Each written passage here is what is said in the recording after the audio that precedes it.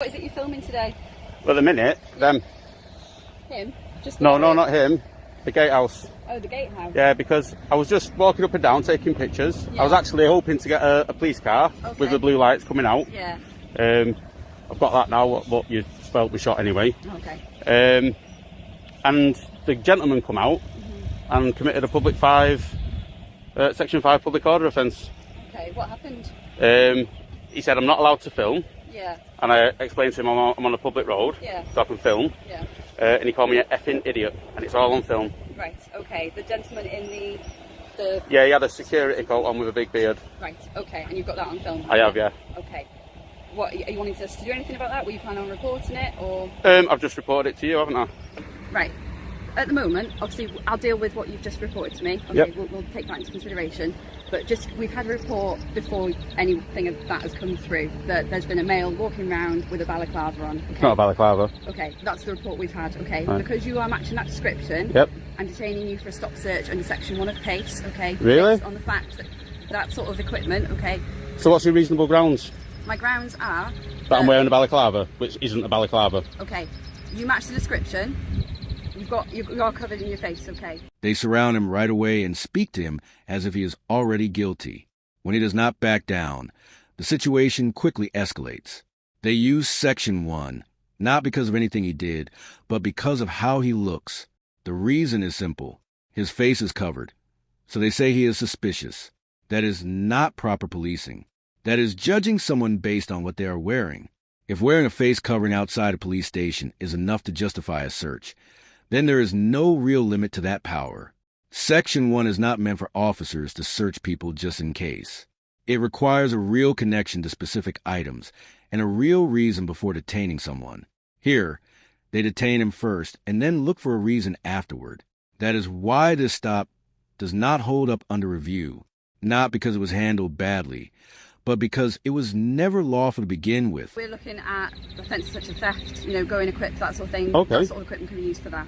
Okay. Right, so what are you looking for then, particularly? So any further equipment that could be used in the course of conducting an offence such as theft or going equipped, okay? All right. So because you do realise you'll get a civil claim over this? Okay, that's fine, yeah. Right, because I'm quite a small female and you're quite big, I'm going to place you in handcuffs because you're an unknown risk to me, okay? So right, does it have to be a male? You're not stopping recording? No. Handcuffs on by anybody? Yeah. What are you doing holding the handcuffs? I'm doing like that, holding handcuffs. I think that needs an explanation. Well, it does. Look at your nails, you nearly scratched me with them. Handcuffs can be used as a weapon, can't they? Can they? So what, when I'm in handcuffs? Yes.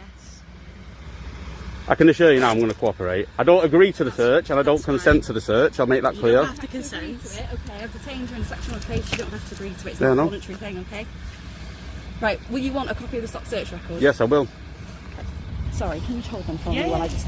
Sorry. Honestly, I'm not going to try and break out. Yeah, but as I'm not going to get far, am I? The reason for stopping him keeps changing and becomes pure guesswork.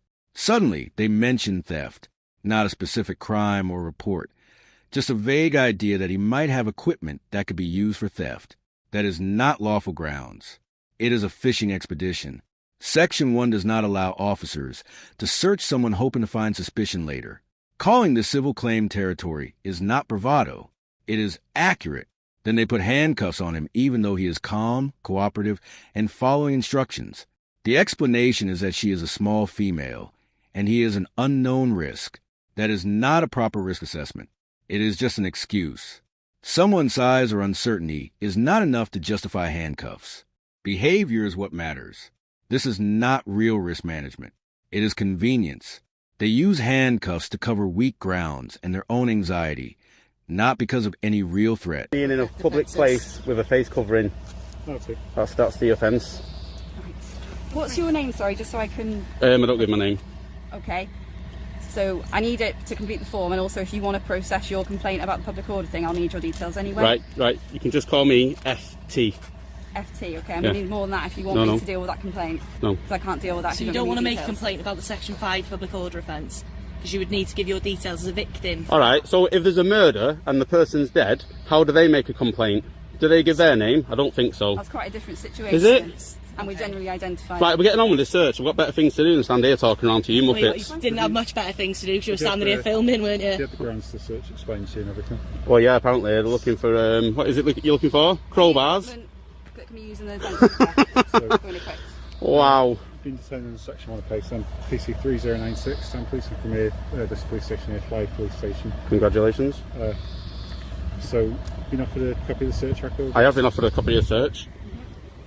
You don't need my name for that, though. The Section 5 issue becomes completely confused here. 3 times Audits mentions it early because a member of the public approaches him and swears at him. That behavior could actually be a public order offense. The officers ignore that. Later, they turn Section 5 around and use it against him. Suddenly, they demand his name and say they cannot move forward with a complaint without it. As if reporting an offense makes you the suspect. That is not how complaints work. You do not lose your right to report wrongdoing just because you refuse to give your personal details when asked. The timing makes it clear. Section 5 only becomes important when the officers feel frustrated and want leverage. This is not about handling disorder. It is about taking back control.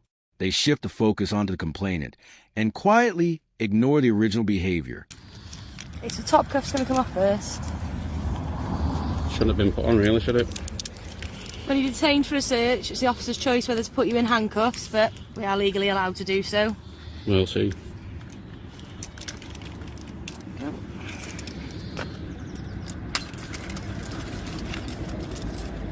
Just so you can witness the markings on my hand? Yep. I'll go towards the...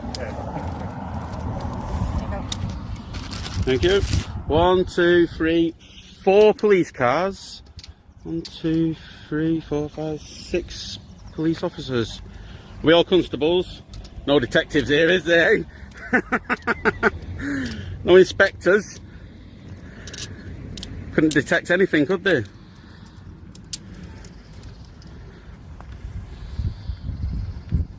What I might do later, I might film all these registrations in here as well. Alright. I'll probably just put them on the internet. What are you going to do that for? Because I like taking videos and putting them on the internet. People's registrations of the vehicle. It's not illegal though, is it? You can film wherever you want. Exactly. The search ends exactly as expected, with nothing found. When the handcuffs are removed, the marks on his wrists are clear. Deep impressions that do not come from short or necessary restraint. When handcuffs leave visible marks, it stops looking like safety and starts looking like punishment for not accepting their version of events. Then comes the final contradiction. When he asks if continuing to film vehicles is illegal, the officer says, "You can film whatever you want." That one sentence destroys everything that happened before. If filming is legal at the end, then it was legal at the start. That means the detention, the handcuffs, and the search fall apart. What remains is not confusion, but a clear example of how quickly rights can disappear when officers do not like how they are used. So why'd you wear the thin blue line badge then? Part of the gang? Do you know more people, the public, have died in police custody in the last 30 years than police officers have died on active duty in the last 100 years? Where's your badge for that? Silence. Feel proud today? Done a good job today? Go home and tell the children. I advise you that your actions could be construed as hostile reconnaissance towards terrorism. What? I just said you've done a good job today. Police personal vehicles. Hostile. For the purpose of putting them on Terrorism. for whatever reason that might Oh, be. go on, keep digging that hole. It's hostile reconnaissance for terrorism offences. Hostile. If I was hostile reconnaissance, I wouldn't be overt, would I? No, I'd be you don't understand covert. what hostile reconnaissance means. It's all right. You're allowed to do reconnaissance. You're not If I allowed wanted to. to, I could map all this ground. You could be construed as committing hostile reconnaissance for terrorism offences. I'm just Right. making you aware Right, of okay, that. let me make you aware of this. If you think I'm a terrorist, you should leave me alone and contact the anti-terrorism squad. Because if you thought I was a terrorist, you wouldn't all come up to me like this, would you? When the officer starts describing his filming as hostile under terrorism legislation, it reveals everything. Recording police vehicles and posting it online is not a sign of terrorism. Thousands of people do it every day. There is no intelligence, no threat indicators, and no hostile intent. There is only a camera and officers who are uncomfortable being recorded. Using terrorism language does not make the situation serious. It makes it careless. Free Time's audits gives the only reasonable response. If you truly believe this is terrorism, then stop making statements and call counterterrorism. That is the point. Either there is a real concern that requires specialist involvement, or there is not. The fact that nothing happens beyond mentioning the word says it all. Terrorism is not a vibe, and using it like one shows how weak the stop really was. What I said was, your actions can be construed as hostile reconnaissance. I've had enough of you now, off you pop. offences. Not talking to you anymore. Talk rubbish. You can be here just as much as you can be here. Oh, yeah, I know you can. But I can tell you to off your pop. Anybody filming? Yep. Yeah. Body cams on, yeah. Oh, you're supposed to tell me at the first available opportunity. Am I? As part of your policy. You don't even know your own policy. Oh, dear, dear, dear. Can you just inform him that if he swears at me again, I will press charges? I'm watching too much American TV. You don't press charges. Alright, then I'll file a claim. You can make it. Do you want your coffee? Yes, I do. There you go. Right, he's having a word with him, okay? And we'll leave you to it. But Should have left me to it in the first place. No, we had grounds to stop and speak to you instead. I don't think you did. Okay, that's fine. Be mindful of what my colleagues just said to you, okay? What, that I'm a terrorist? If you thought I was a terrorist, you should act on it now. Off your pop. Off your pop. Off your pop. See you later. Alright, so you stand here all day. Alright, cool. Yeah, see? Knew you'd leave first. I'll bid you.